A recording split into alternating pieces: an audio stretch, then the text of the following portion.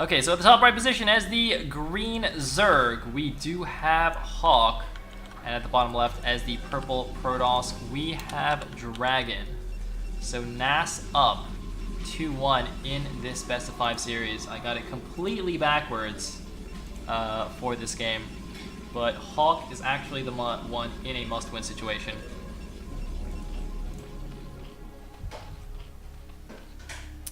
Alright, PvZ on Peaks of Big Dude. We saw a pretty funny game from Wands earlier, where he kind of rushed Sayle Reaver off one base and didn't do so well against, wait, what just happened?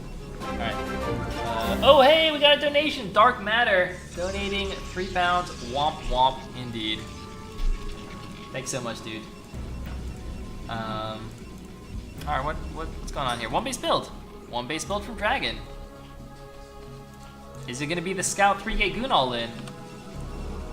I don't know. Probably not, but I don't know.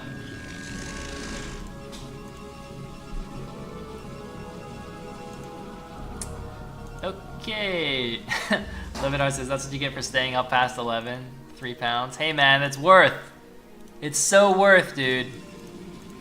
Dude, yeah, £3, dude. It's like it's half off subs this month, so I could get an entirely new subscription to a channel for that donation. You see what I'm saying? That's how much it is, dude. It's amazing. I could get like almost a 6-inch Subway sandwich with £3. I think they're more than £3. I think they're like $3.50. But I could get with just a little bit more.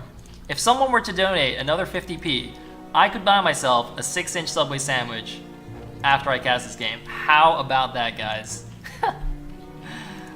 Oh man, hash sellout. All right, 12 hatch action coming out for Hawk. That's actually quite a bold move, Cotton, in ZVP. Usually you want to avoid the 12, especially on a 2-player map. Man, 12 hatching against Protoss on a 2-player map. That is some pretty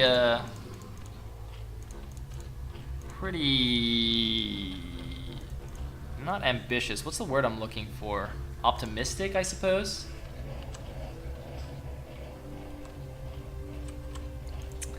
Anyway. Alright, so the Overlord sees what's going on, sees the core. Presumably it will be a Stargate. That's usually what we see. Could be Citadel, I guess. Alright, what is it? I'm doing the Korean Observer thing. Oh! Ah! Wait, what? Alright, it's a Stargate. Alright, I failed on the box, but it's a Stargate, guys. Meanwhile, Hawk taking his third base at the top left. That's actually quite far from the rest of his bases. But I believe that is the closest ground base, because the 3 o'clock you have to kind of come out into the middle. So I think that's where you would normally take your third.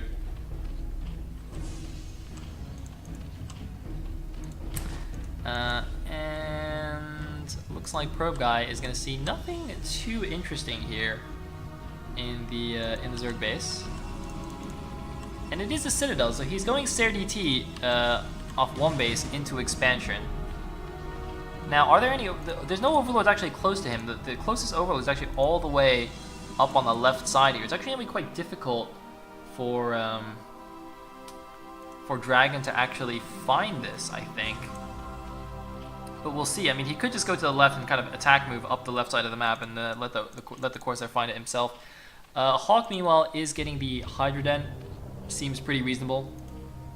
So the way this works is, of course, you know, your Sayle makes sure there's no Overlords near you. The DT comes out, and because there's no Overlords near you, the Zerg can't actually attack into you because you have the Dark Templar, and so you're basically free to expand until he can get up to lair, get, you know, his Overlord speed or whatever. You know, even if he goes for early Hydras, just the lack of detection means he can't do too much against you in theory. Now, in practice, you know, if he can hide an Overlord in a corner somewhere and move it into position, he can potentially do some nasty stuff. It looks like Hawk is going to lose one Overlord and now go for the lair. We'll have to see if the Corsair goes to the top left. It should go to the top left just to check that this base is here.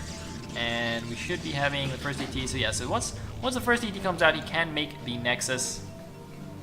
But it's interesting because, I mean, so compare this to what position you'd be in a Forge Fast Expand.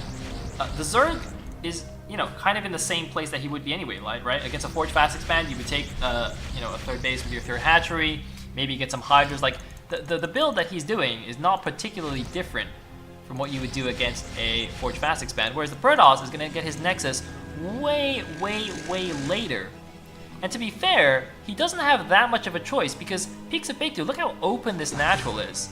It's so wide open, the ramp is kind of on the side, and it's below a wide ramp as well, although it is a little bit further away than, say, Blue Storm, but still, not a great map for Forge Fast Expanding. So, you know, I can't really blame him for going for the tech build.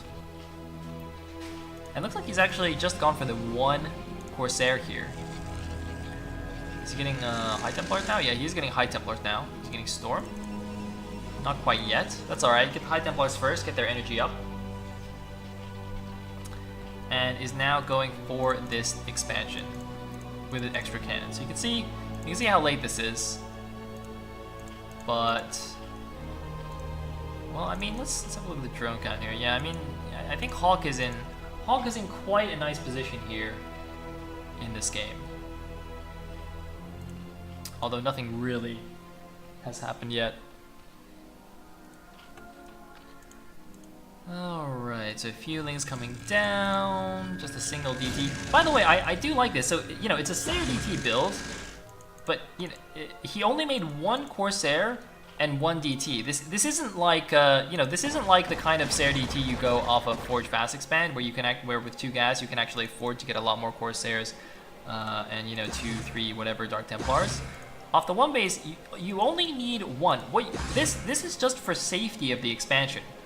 You know, this is just to push away the initial Overlord, and the 1 DT obviously is to make sure he can't just kill you straight up. And that's all you really need before you go straight into the High Templar, because, you know, once he gets his lair, once he gets Overlord speed, the Sayer DT isn't really going to keep you alive anymore. Then you need the High Templars. So you can see he switched straight into that. And I think that's definitely the correct thing to do here. Interesting hatchery placement, by the way, from Hawk, right at the base of his ramp. I mean, it's not really protecting run-bys, because the run-bys would come from this side, so yeah, very funny placement, I think. I mean, it's fine, it just looks funny. So we've got a 5 hatch here from Hawk. He's now scouting around with his dudes. Ooh, grabs. I think one Corsair died there, didn't it?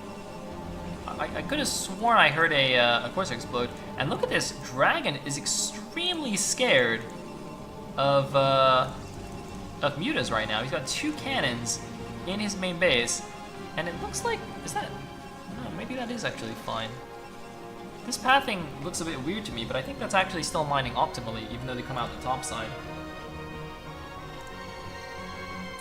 Okay, so another hatchery, another macro hatchery here in the middle. Looks like he just wants to put all his macro hatcheries over here, which is fine. And expanding again. Look at this Hawk playing a very passive style.